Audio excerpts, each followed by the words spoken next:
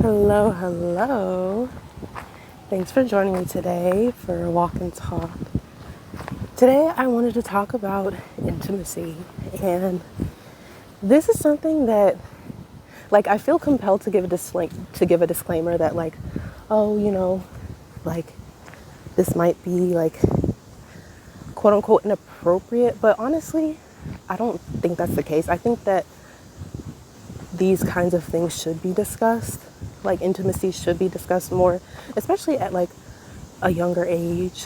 I know for me personally, I had sex education. I think they called it health class, but it was basically a sex education quote unquote class where we essentially we learned about STDs, sexually transmitted diseases. We excuse me, we were shown pictures of different STDs, and then we were told, don't have sex. Which, I mean, abstinence is, a thing, of course, but to some young, I think I was a sophomore in high school, to some young teenagers, that just kind of leaves a lot to the imagination of, okay, you just told me that sex is a thing, you can get a bunch of STDs, don't do it. And obviously, I understand where they're coming from because, they want to prevent teen pregnancy and things like that, which, not that it's a bad thing, but they want people to be prepared before having a family. But to me, it just felt, to me, looking back and reflecting on what they taught us and what they, did in school, it was this is not really helpful.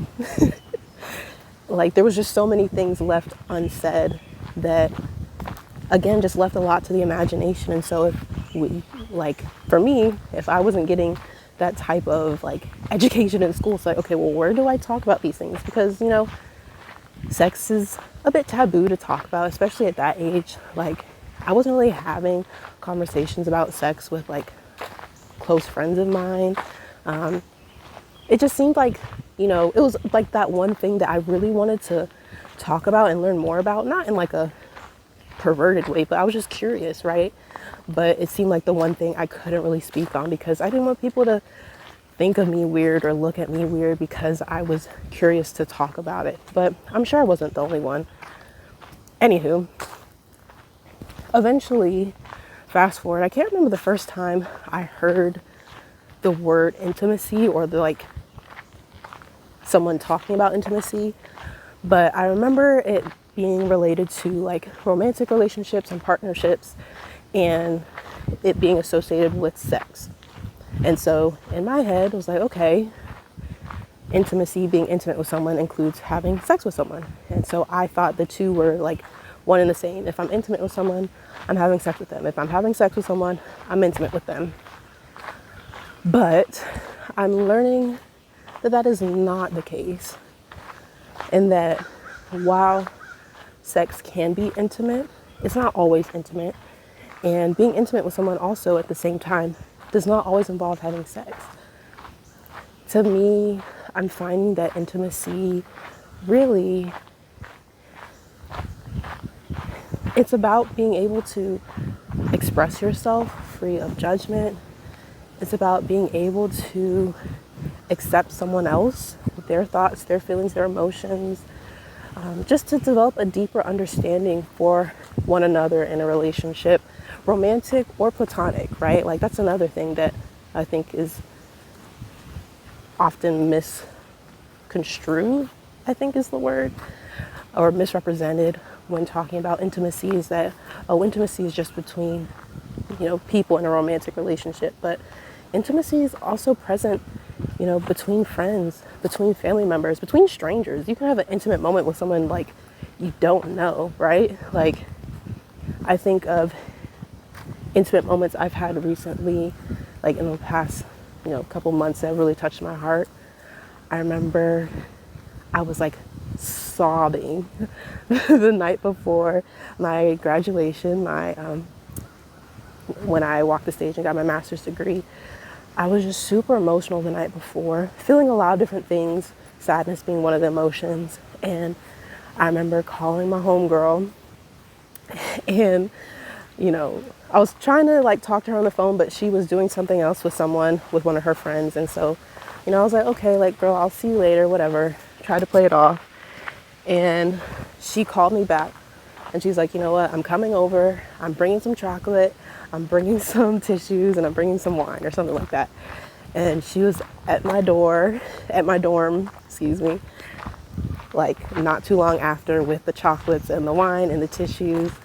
And I just remember just falling into her arms, sobbing. Again, I can't remember exactly what I was crying about, but basically, that was just such an intimate moment.